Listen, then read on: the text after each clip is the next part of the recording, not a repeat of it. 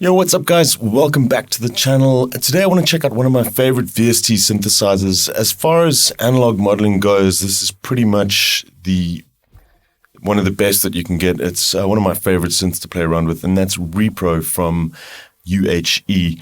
Now what I want to do today is just show you a couple of little tips and tricks to using Repro. As with a lot of the UHE stuff, they're quite simple on the outset, but if you dive a little bit deeper, just like Diva, there's a lot of really interesting creative stuff that you can do as far as modulation and stuff is concerned. So let's dive in and I'm going to show you a few little hidden secrets that you can find in Repro.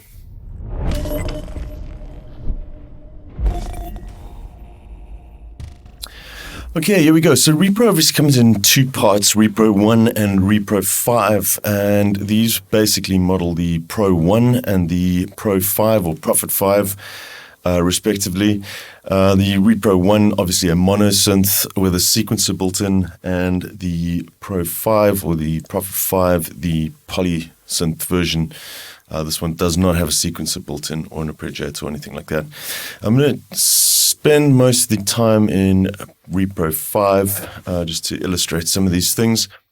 Now, the first thing, a couple of little things that we're going to cover here. The first one I wanted to take a look at is the unison mode. So I've just got a default patch here currently.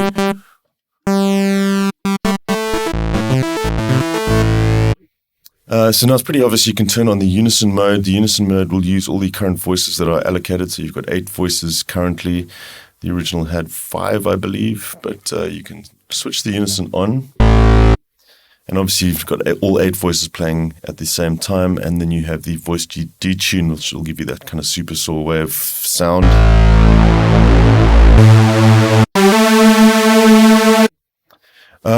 But what if we want to do a sort of spread on that like you'd find on a lot of other VSTs? Well, you can do that if you jump into the tweaks page and take a look at the voice allocation down at the bottom. You actually have panning controls for each individual voice.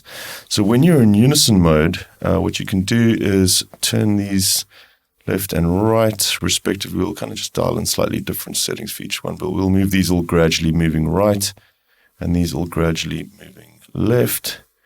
And the result that you're going to get from that is unison mode with a spread across the stereo field. You can hear the difference now.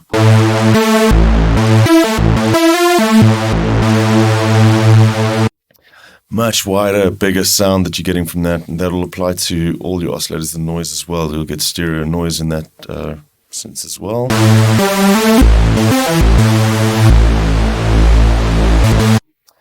Cool. So there's a number of other tweaks. We're going to cover a few of them here now as well. Obviously, the different filter modes you can change. I often use the crispy. It's a lot brighter than the default poly one.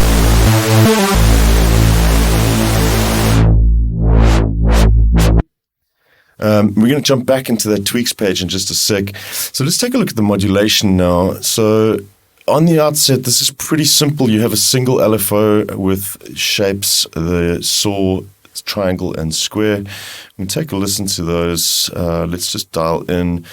Currently, the only way from the front panel that you can dial in the LFO is to use the wheel. So the wheel would dial in the amount of LFO, and then you can send it to whichever one of these destinations you want. So just for the sake of this demo, we're going to send to the filter.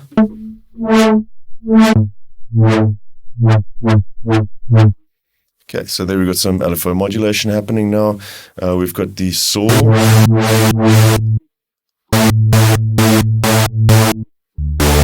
And the square, and then you can combine them as well.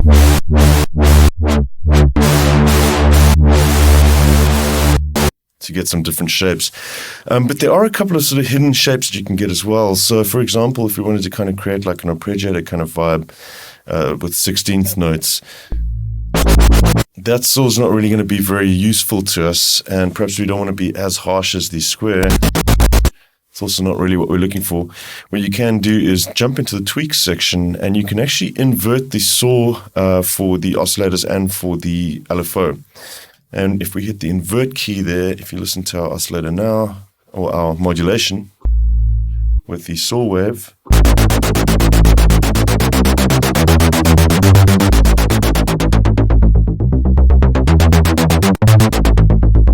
Then we've got a nice sort of like little, almost arpeggiated bass riff going there.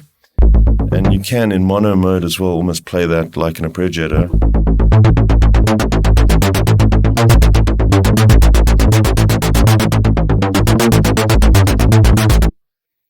Cool, so let's take a look at a few other modulation options. Sticking with the LFO again, there's another hidden shape. If you move from LFO to noise on the front panel here, when you have the wheel up, currently set to the filter, you're going to modulate the filter by the noise generator, which sounds a little bit like this.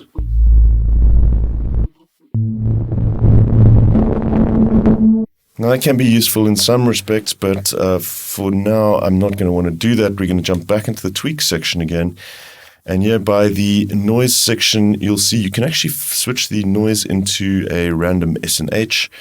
So it's essentially the noise, but grabbing points and holding those points at specific intervals according to the clock that's set on the LFO. So if we jump back now, we set our LFO to 16ths, already locked there. Take a listen to the modulation that we get now on our filter cutoff.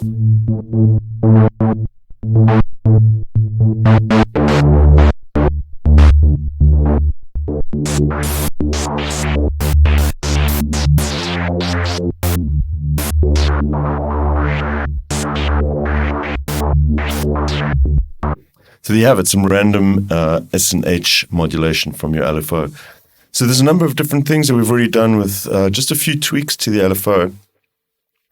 If you need more than one LFO, there's a number of different ways that you can do modulation as well in a similar way, but not using the LFO at all. So I'm going to reset this patch quickly just to a default. Let's just quickly dial in something. We're going to create sort of just like a pad sound. Let's bring down the filter a little bit.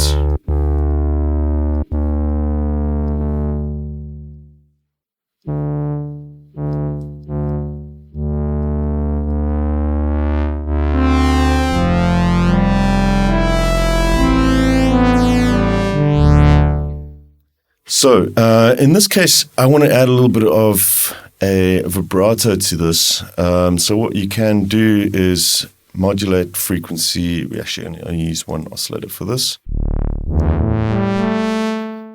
We can add a little bit of frequency modulation to our oscillator A, and using the LFO, dial in just a small amount of that. Dial up the speed and take a listen to this now.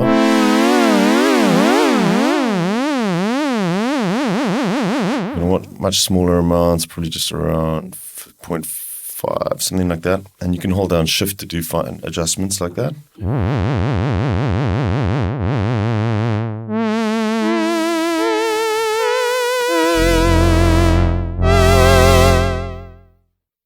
Now, the problem with doing it this way is that you have a single voice for the oscillator, so it's always synced to whatever the clock rate is. And you can hear that kind of...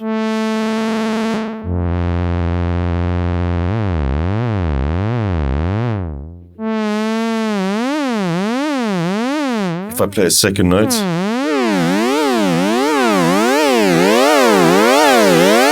and more notes, it's always the same rhythm that LFO is playing. So now an interesting way to get around this, it gives you a completely different effect, is to not use the LFO at all, but switch your oscillator B into LFO or low frequency mode. So we'll drop it down into sort of almost inaudible rates.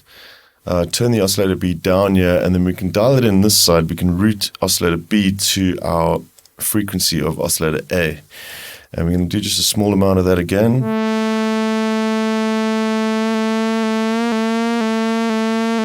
We're going to want to set this to a triangle.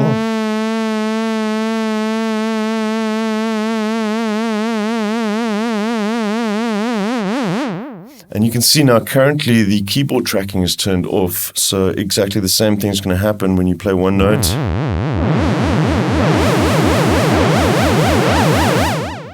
They each have their own LFO assigned now. You see the start points of the LFO are slightly different. But they all play in the same speed. Now you get a really interesting effect when you turn the keyboard tracking on, Because now, if you have the keyboard tracking on, the higher up the keyboard that you play, the faster the LFO is going to be going. So we'll dial that in now, just a small amount of vibrato.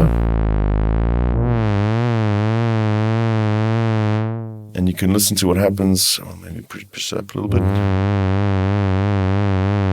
There's a little bit of vibrato going on there now. As we play more notes higher up the scale, listen to the effect that you get now.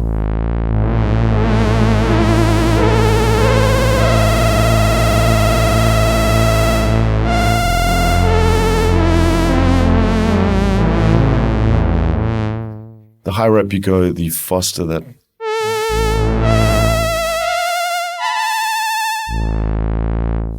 modulation is going to be.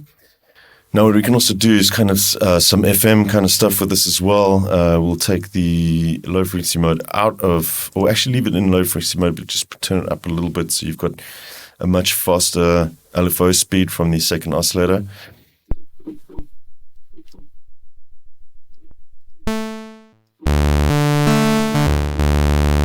And we'll dial in the modulation.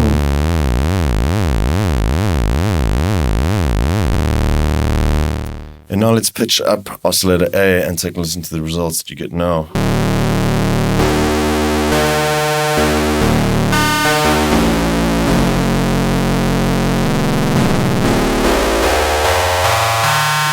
Almost kind of like bell tones, very FM kind of sound.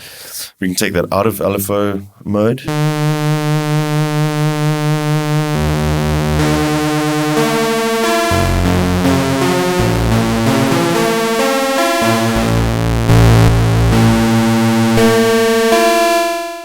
Also a really nice effect. And then this can also be used to do stuff like modulate the pulse width. So if you're working with a square wave and you're wanting to do modulation with the LFO on the filter, for example, you can use oscillator B to modulate the pulse width of number A as well in pretty much the same way. We'll stick that back into low frequency mode again.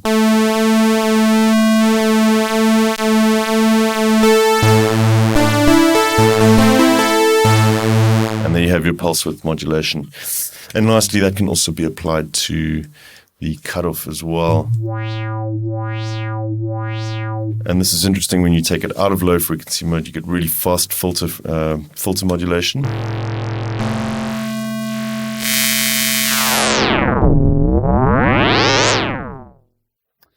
Cool. So now looking at some more modulation tricks.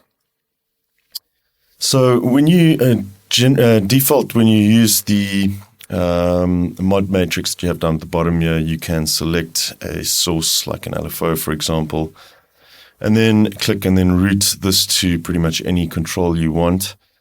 When you're in Repro 1, for example, though, you have a problem that your modulation routing is down on the bottom under this performance control.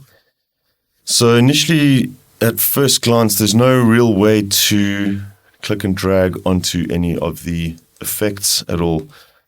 So when you right click here, you can actually manually enter whichever parameter you want without having to do the drag thing. And you'll see when you have effects enabled, let's say the res Q, for example, we can do something like this and make a kind of bandpass filter. We'll turn down that and send our LFO, right click and send it to res Q. You can see it's now activated. So we'll go to the mid frequency, send our LFO to that. And now we can take a listen. Let's put up our LFO and just boost the mids.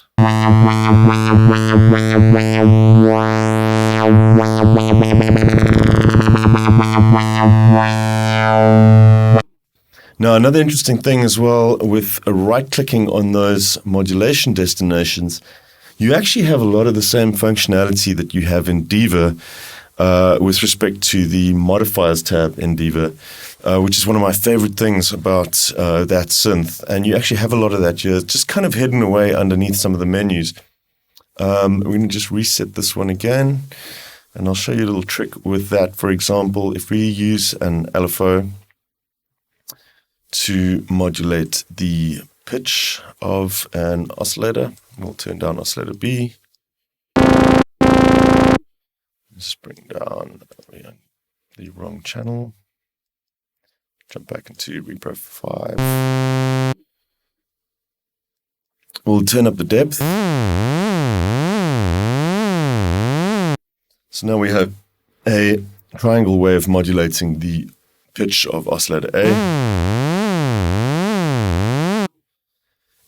So now what we can do is actually right-click on the destination, and you'll see you actually have a lot of the modifiers up at the top here. So we can do something like, for example, quantize, and we'll grab a minor series and take a listen to the result now.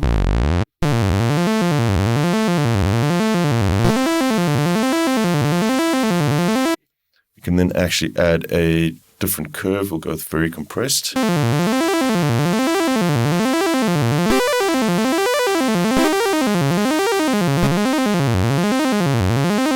So you can get it kind of running through those notes, basically quantizing at 2 points where it would be in a minor scale.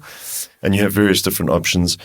Another useful point for that is, let's say, for example, you are using the LFO as a square wave to maybe, let's say, automate the sustain on your amplifier envelope.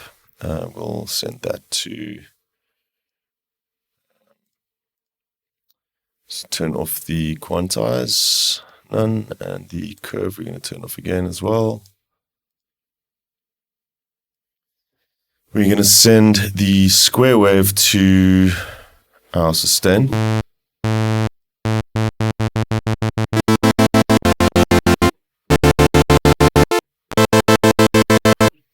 To get a sort of gated effect. But say now you want to use the same LFO to modulate something else, like say the filter, but you don't want it to be done in such a static way or so quick, like as quick as the square wave is doing. You can actually slew that. So we'll send the same LFO to our filter cutoff. Turn that one up. And then we can, for example, slew this to slow.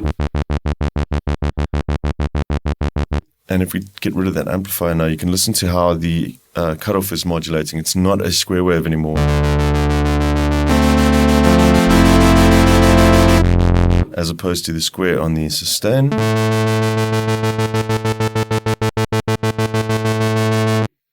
And then furthermore as well, what you can also do there is, let's say if you want your cutoff down at 0, modulating like this is going to be bipolar, so it's going to be going up and down. So there's going to be a point where it goes below 0 and you're going to have silence on the filter. You can rectify that by choosing rectify and unipolarize, which means that anything under 0 is going to be converted to a positive, so you're only going to be going up from there. So you can have your cutoff set to 0 and now modulate the filter as opposed to this.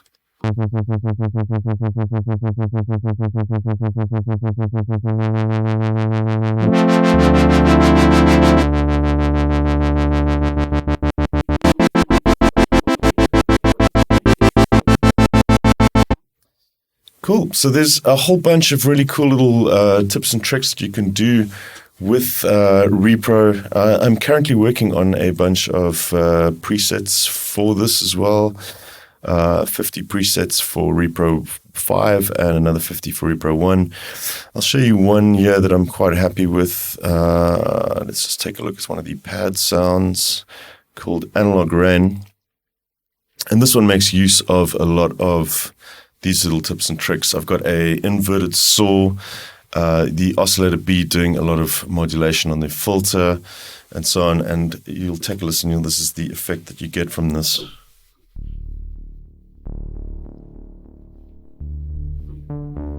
Oh, and also remember this is in keyboard mode, so you'll see across the keyboard you'll have different effects from the LFO on each one of the keys.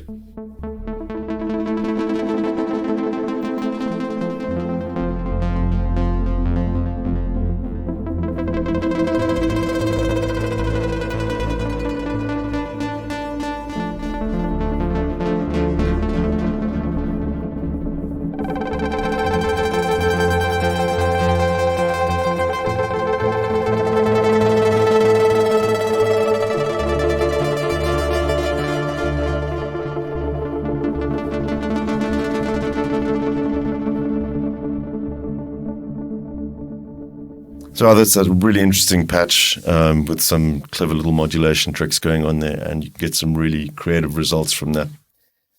So cool. I hope you guys enjoyed the video. Remember, as always, if you guys enjoy these, don't forget to hit the like button. Subscribe really helps us out. Also, head over to www.marulamusic.com to check out the sound banks and preset banks we do. I do have Repro coming soon, hopefully, as well as a bank for Hive 2 as well. And then we'll be working on a Zebra bank at some point soon as well. But yeah, in the meantime, stay safe, guys, and I'll catch you soon right here at Marula Music. Cheers.